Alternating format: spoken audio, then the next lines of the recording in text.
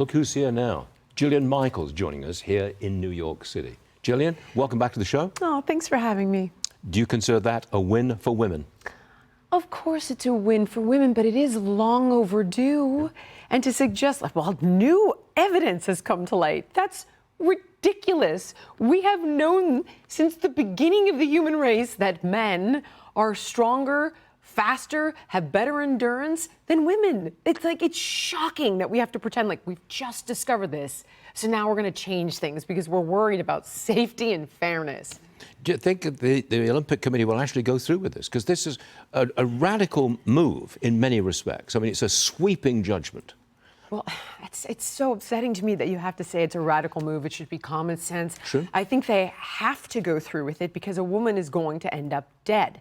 I mean, in the last Paris Olympics, we had to watch women forfeit in boxing because they were getting punched in the head by a biological man. That's right. I mean, it's like, it's insanity that we're even having this conversation. Okay, I'll cut it short right now. It's just ridiculous. And let me end on this one. It's not new information. True. In fact, there has been a very robust meta-analysis of 55 different studies that look at the ways in which males before puberty, males after puberty, males on puberty blockers and cross-sex hormones have athletic advantage in every single modality of fitness. This is not new news, and anybody with a pair of eyes and an ounce of common sense has known this forever. Okay, next one. Sorry, boss. No, here we go. It's crazy.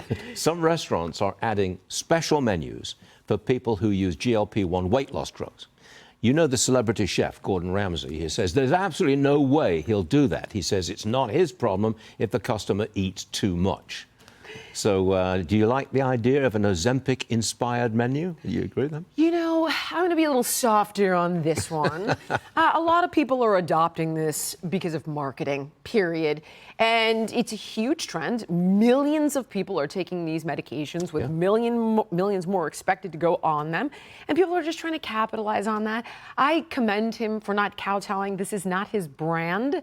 And he doesn't ride trends. He has built an entire career on how wonderful his food tastes. Yes, and exactly. He's not going to modify that. I mean, if you walk into his restaurant and say, I'd just like a very small portion, please, because I'm on weight loss drugs. No offense to your food, it's just the drugs. And could you boil the chicken and give me one stem of broccoli? That'd be great. I'm going to move on. One more, and it's for you, Jillian. Okay, I'm ready. You say Hollywood is hooked. I'm very interested in this. Hooked on a new fountain of youth. A guy like me could use this. It's the fountain of youth drug. It erases wrinkles and stops hair loss, but it has terrifying side effects. What is the peptide craze? Well, it's not one drug. It's hundreds of drugs, and they're not actually drugs. They're chains of amino acids. They're peptides. Now, having said this, I'll give you an example of what you already know. These weight loss drugs are peptide mimetics.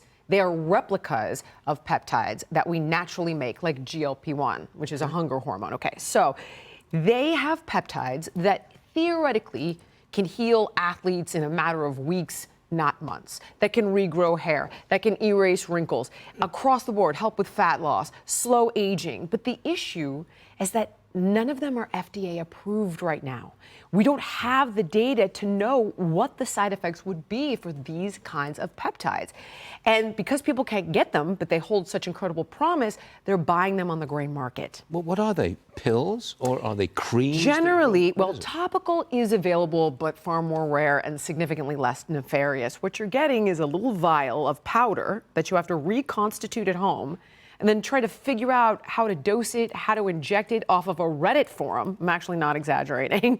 You know, this is very dangerous for people to take who may have cancer cells growing that they don't know about. I mean, this is something that you absolutely should not pursue on your own. If there are certain compounding pharmacies that are taking the risk and going against the FDA and working with doctors. If you're going to pursue it, work with a medical professional because there's a lot of hope there. But right now, people are literally buying these little vials online under the pretense of like, hey, it's for research purposes only. And they could be, we have no idea what's actually in there. They could have heavy metals, they could have bacterial toxins, they could have cheap hormones. We have no idea. And third-party labs have found pretty scary stuff in those little vials. I think you've warned us very well about the peptide. It's exciting. It's exciting. Yeah, it is. Just don't buy these things on a gray market and basically write your own catastrophe this. story. Yeah, just Believe me, I'll be remember responsible. this. Jillian Michaels, you're all right. Thanks for joining us. Thank you so much, guys. I appreciate it. See you soon.